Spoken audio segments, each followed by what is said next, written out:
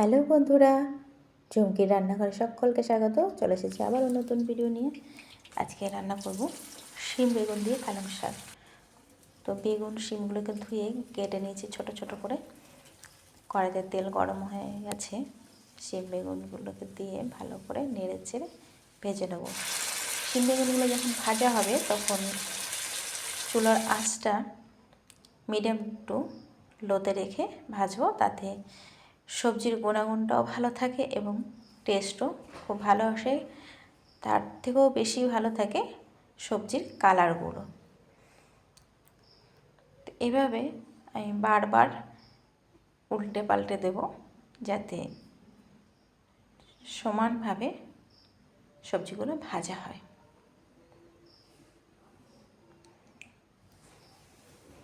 সবজি খাওয়া কিন্তু আমাদের সবার পক্ষে খুবই উপকারী, আর পালং শাক তো প্রতিটা মানুষের পক্ষে খুবই উপকারী। পালং শাকে প্রচুর পরিমাণে আয়রন থাকে, এটা প্রতিটা বাচ্চার পক্ষে আরও ভালো। এভাবে রান্না করে খেলে পরে আরও টেস্টি হয়। বেগুন শিমটা ভাজা হয়ে গেছে, একটা প্লেটে তুলে রাখছি। আর ভাজা তেলটা কিছুটা কমিয়ে এখানে আমি 2 চামচ মতো সর্ষের তেল অ্যাড করে দিচ্ছি।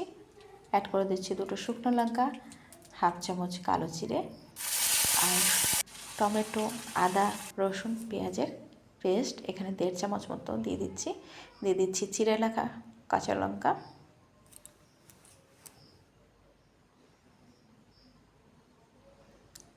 কাঁচা লঙ্কাগুলো দিয়ে ভালো করে নেড়ে চেড়ে নেব কিছুক্ষণের জন্য। দিয়ে দিচ্ছি 1/2 চামচ হলুদ গুঁড়ো,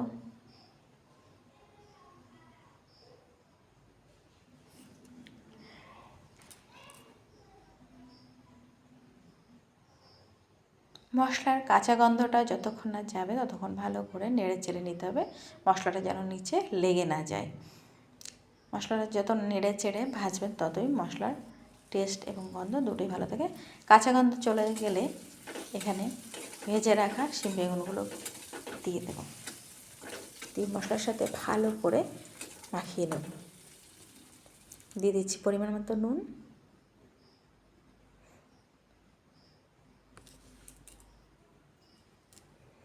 নুন দিয়ে ভালো করে সবজির সাথে আবারও মিশিয়ে নেব।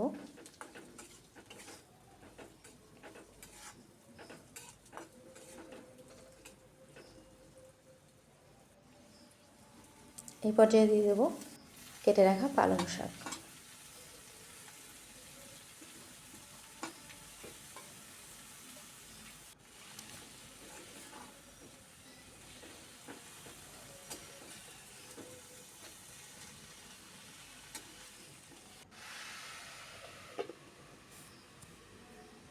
ভালো করে মিশিয়ে নেওয়ার পরে একটা ঢাকা দিয়ে ঢেকে রাখবো 5 মিনিটের মতো।